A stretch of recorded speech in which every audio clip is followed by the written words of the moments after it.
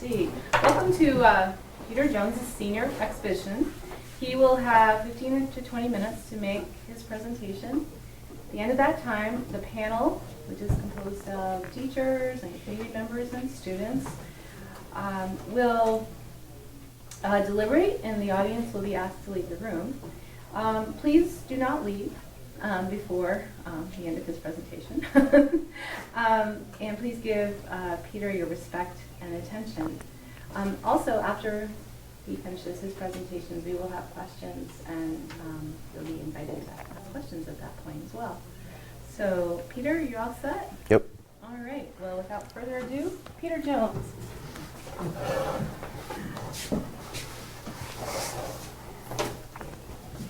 All right, so my name is Peter Jones, and welcome to my senior exhibition. So my first thoughts were something around boat building, because I'm a lobsterman and I really like boats, but I don't know a ton about what goes into building them. My second thought was a project around lobstering, maybe working with traps and like trying to evolve traps and make them more successful. And my other thoughts was careers around fishing, like professional bass fishing, but I wasn't really sure how to go about that. And my last thought was working on vehicles, sort of doing like mechanics works and fixing stuff. So I settled on boat building. Like I said, I'm a lobsterman and I'm really interested in boats and how they're put together. So I wanted to learn more about that. And also my dad was building a new boat at the time, so I thought that was kind of a perfect opportunity to get right into that and learn about that. And like I said, it's a topic that I wanted to learn more about and I think would be good to learn more about as a lobsterman. So I really wasn't sure what to focus on at first, because there's so many different like aspects to it, because there's like the fiberglassing, the hydraulics, electronics, and engineering, like the engine and stuff. So there's a ton of different things that you could focus on. But I ended up going with fiberglass because I think that there's a lot of things you can learn with fiberglass, and you can do a lot of things with it, not just on boats. And I think it's also something that's good to pick up and learn too, especially going into the fishing industry. So I have minor fiberglassing experience going into this. I've done one repair on my boat before and it didn't go so well, so probably a good thing I'm doing this. I didn't know much about the setup of boats, how they're made, and like how fiberglassing is done. But I did have decent boat knowledge being on boats my whole life. I do know quite a bit about boats. And I thought that my project would go well, mostly because I had a lot of interest and it's something I wanted to learn more about.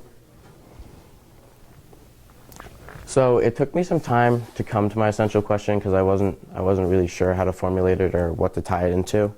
But I decided on how will finishing off a lobster boat with a focus on fiberglass aspects help me in the future.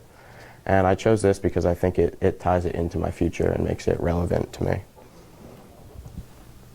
So this is my mentor, Phil Corson.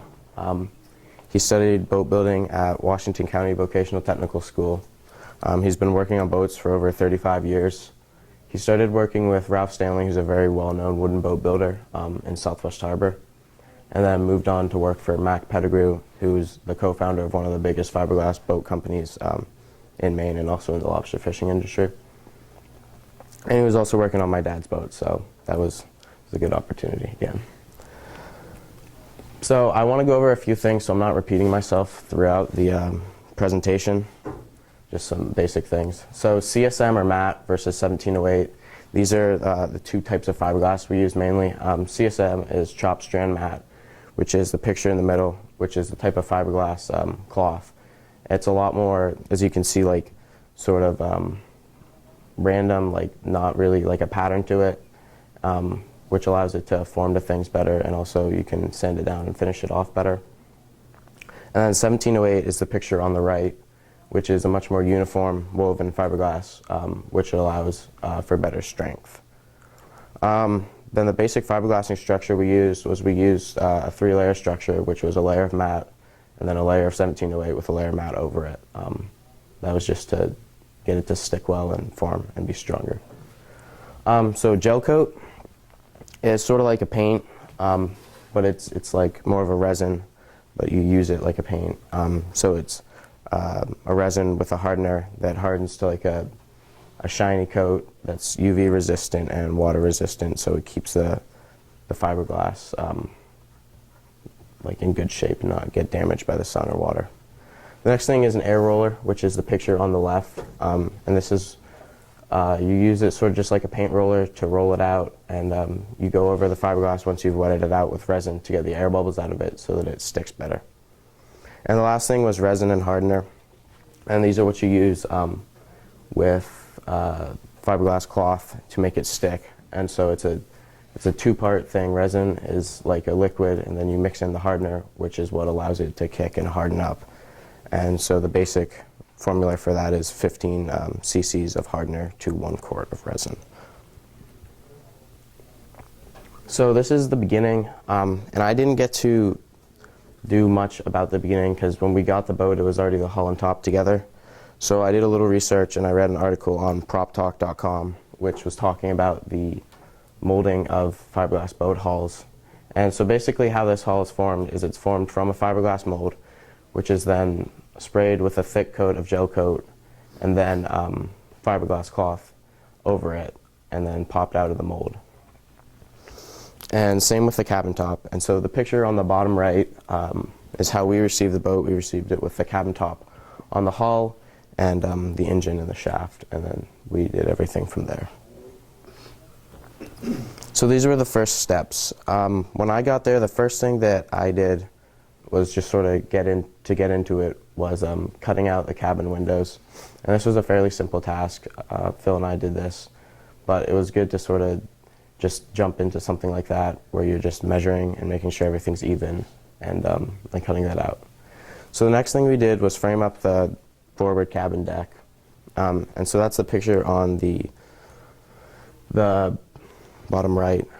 So we used 2x4s for that. And this is sort of where you come into like some challenges, not real challenges, but like when you're doing stuff like this, not everything fits right the first time, which can be kind of frustrating. So you kind of have to trim things and then fit them again, and if they don't fit, then trim it again, which can be really frustrating actually. So then once we did that, we fitted those in, made sure they're all level and square, and then fiberglassed them to the hull. The first real fiberglass project I did was around on the bottom right. You can see the dots on the side, which that's from the screws coming in from the rails on the outside. And so this was the first time that I'd actually rolled out glass and resin.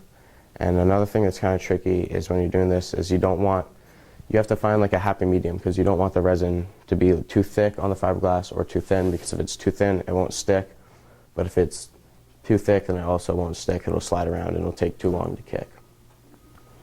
So the next thing we did was we laid up the cabin floor and the crash bulkhead, which the crash bulkhead is this black piece up front here, which just gives the hull some strength. And again, this is one of those pieces where you have to sort of cut it and fit it and cut it and fit it. You can't just cut one thing that fits right in. But the nice thing about fiberglassing is if you have a little gap, the fiberglass will fill it, and so you don't have to have everything perfect. And then the last thing was cutting the roof and the cabin to shape, which again is just a little thing, but it was something I helped out with. So the next big thing was putting in the floor. And we started by making what's called a floor flange. And first of all, we figured out the height we wanted the floor at. And so pretty much this is sort of a guessing game. You figure out, like we figured out how high my dad wanted it up on his leg. And so once we figured that out, we had to put a little pitch in it, because you don't want the deck to be completely flat or water won't run off of it. So you want to put a little pitch backwards so that water will run off of it. And the next thing we did was we snapped a straight line with a chalk line to get our line that we were going to lay the floor flange on. And so in the top right picture, you can see this piece running along. This is what's called Abitibi board. It's sort of like a whiteboard material, so it's very smooth. So after that, we used the fiberglass structure I talked about to build what's right here called the floor flange. And then, so the Abitibi board goes on the side, and then you lay the fiberglass on a 90-degree angle, so it'll hold up I-beams. And then you pound off the Abitibi board, and that's why the smooth surface comes into play, so that it pops off. So once we had the floor flange in, we started laying the supports, which is this picture in the bottom left. And what we used were fiberglass I-beams. Not typically, but a lot of people also use 2x4s But the problem with 2x4s is they'll rot out, whereas fiberglass I-beams 20 years down the road will still be in perfect shape. And they're also stronger and lighter. So we ran them forwards and backwards, and then side to side, and also had supports coming under it so the deck doesn't sag. And then we laid out in the bottom right hand, we laid out the deck using a material called Cusa board, which is a polyurethane foam panel with fiberglass in it, so that you can fiberglass to it. A lot of times people use plywood, but also that plywood can rot out, but also Cusa board's a lot lighter as well. And from there, I didn't really know much about like the hybrid materials like that, so I did a little research on that too, and I read an article on boats.com talking about like the different coring materials that are used for fiberglass, like Cusa board. There's also some foam coring materials and balsa wood. These are all like lighter than typical plywood or wood, so that was interesting. From there, we fiberglassed the sides to the deck, and then cut out, you can see holes in the deck. We cut out holes in the deck for the hatches that we needed. All right, so the next part was working on the cabin and gel coating. They're starting to gel coat everything. So the picture on the right side is what's called the main bulkhead, or a lot of people call it the dash. So that's where all your electronics and your steering and controls are all going to go. So we built that again out of Cusa board and fiberglassed that to the deck and then to itself and to the front of the cabin. Then we built what's called the winter back, which is this piece right here in the top left picture. It's called the winter back because the thought is in wintertime it'll sort of keep the air out and keep it warmer, but it also provides structure to the cabin so that it's not going to break. And that again is made out of Cusa board and fiberglassed to the deck as well. So then we started, well actually, this was something interesting I learned. I came in one day and Phil was fiberglassing a round piece to the corner of the cabin and the winter back. And so I was confused because I liked the way that the straight edge looked, so I asked him why he was doing that. And he told me that round edges are a lot more stronger than a straight edge, so they're more resistant to shock, like when you're hitting waves and stuff. So it'll make it stronger, which I thought was pretty cool. From there, we started to gel coat everything. You can see the winter back has a coated gel coat, and the top of the bulkhead has gel coat, and the decks also started to get some gray gel coat on it. And then the picture in the bottom is me gel coating part of the engine box. And so then we started making and fitting parts. So like I said, we made the top of the engine box, we made the back of the engine box, which is this piece coming off the winter back. We also made the hauler housing and just other various little parts like cabins and cabinets and shelves on the inside. So now I was here a lot for the finishing touches, and so we started finishing gel coat and sanding it all down and then re-gel coating it and making everything look nice. So this is something I did a bunch, most of, which was doing the boot stripe and the cabin stripe. And so the boot stripe in the top left picture is the stripe going along the bottom of the boat, and the cabin stripe is the stripe going across the top of the cabin there.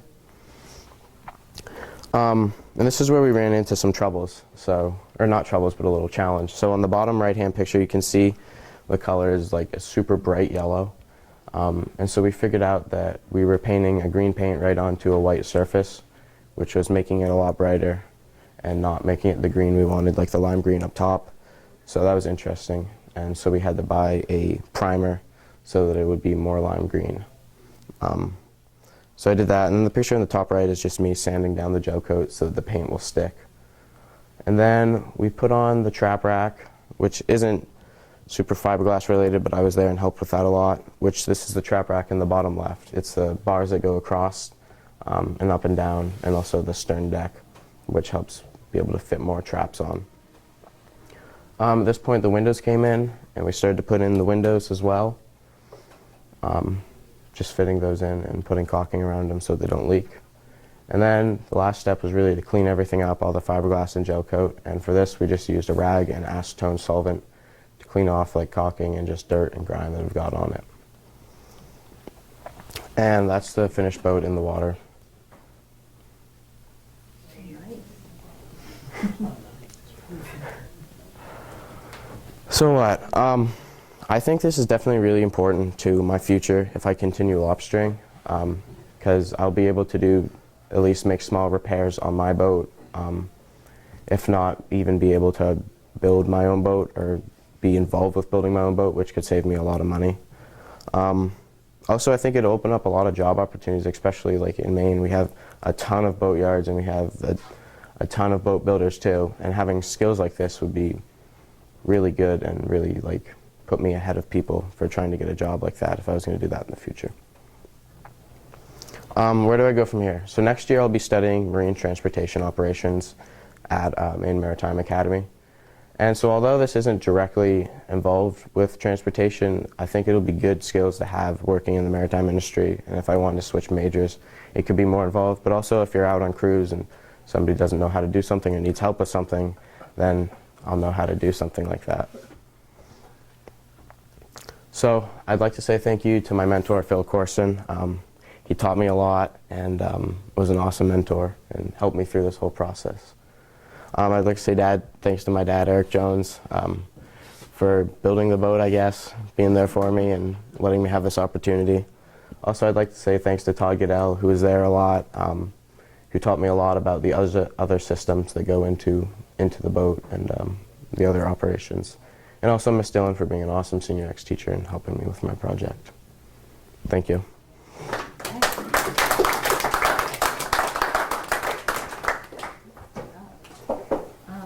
Okay, we're going to have some questions now, and we'll start with questions from the panelists, and then we'll open it up for comments to everyone else. So, do I have a question?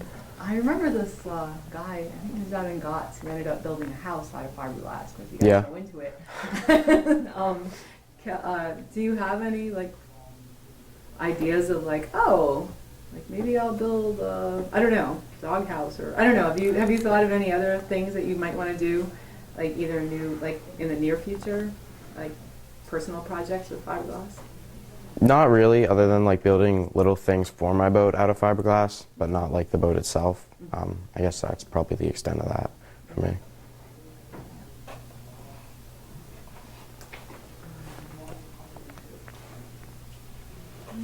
Yeah. You spoke about the pitch on the floor. Yeah. Are all the pitches different on different boats, or is it a certain pitch that you use basically on all boats? I think it's sort of a personal preference thing to have more or less pitch. Okay. Yeah.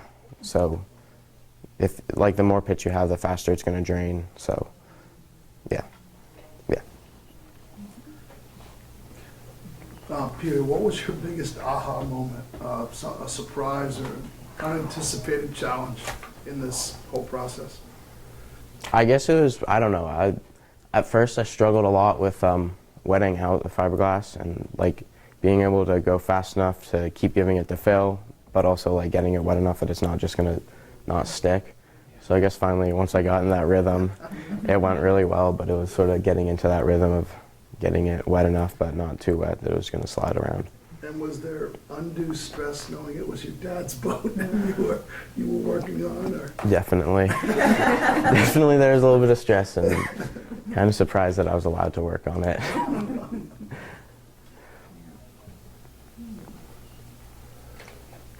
I have one other, you want me to wait? No, go ahead.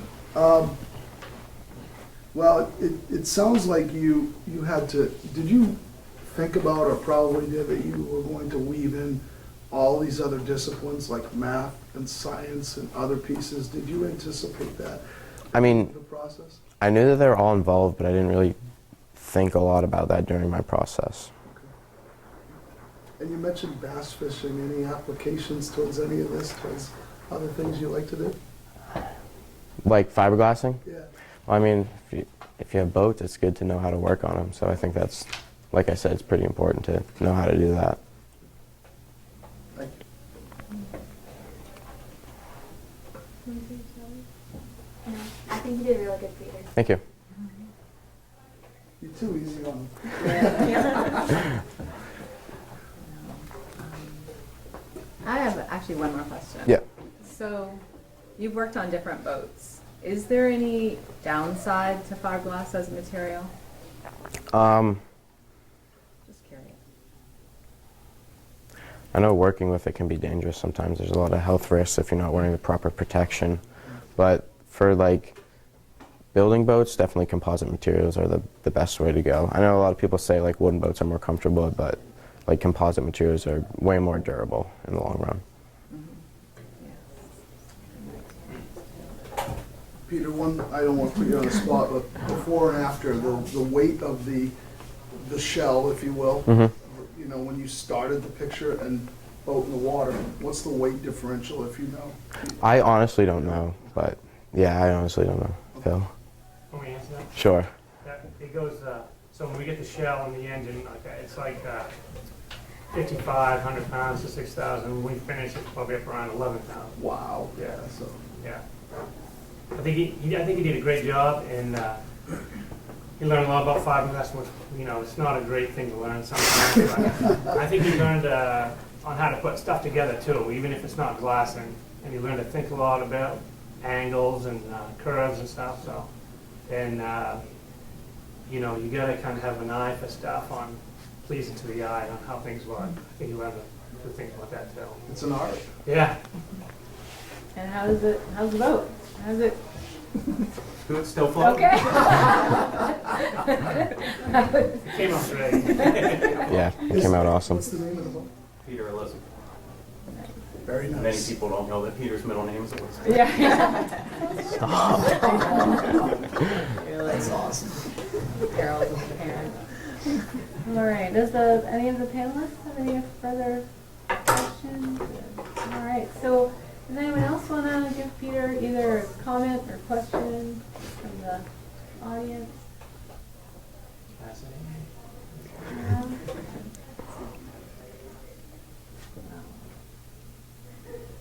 Well, okay. Sure? Nobody's like thinking about doing a fiberglass project next year? No, but we know who to call. Exactly. Maybe over at May Maritime, it'll be Peter. All right. Well, we are going to, as the panel, we're going to deliberate now. So Peter and family and friends and other students, we're going to ask you